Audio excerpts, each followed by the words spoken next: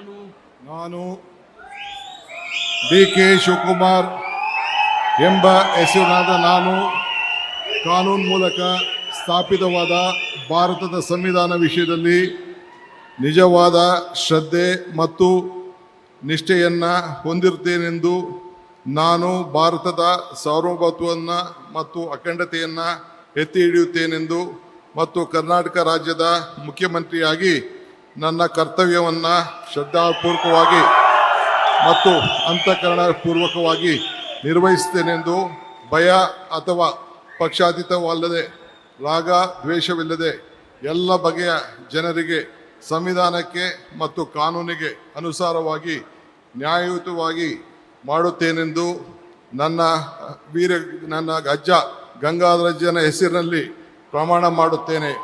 ಶ್ರದ್ಧಾಪೂರ್ವಕವಾಗಿ ಪ್ರತಿಜ್ಞೆಯನ್ನು ಮಾಡುತ್ತೇನೆ. ಮಾನ್ಯ ಮುಖ್ಯಮಂತ್ರಿಗಳು ಈಗ ಪ್ರಮಾಣ ವಚನಕ್ಕೆ ಸಹಿ ಮಾಡಲಿದ್ದಾರೆ.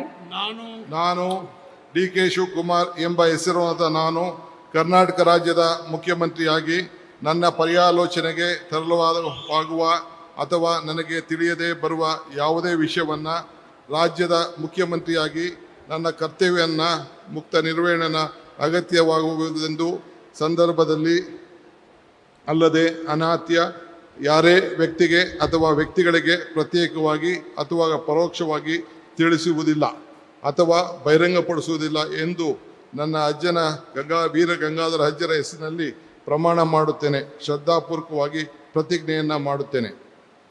ಧನ್ಯವಾದಗಳು ಸರ್.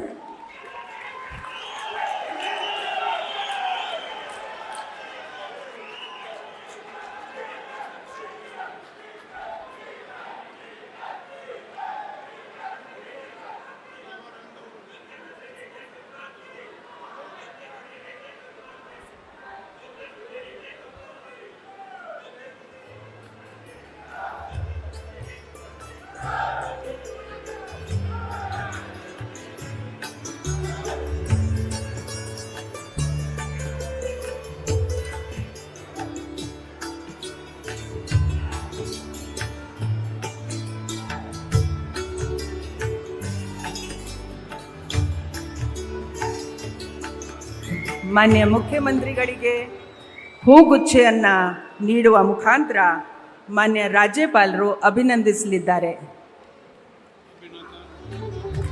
ಚಪ್ಪಾಳೆಯೊಂದಿಗೆ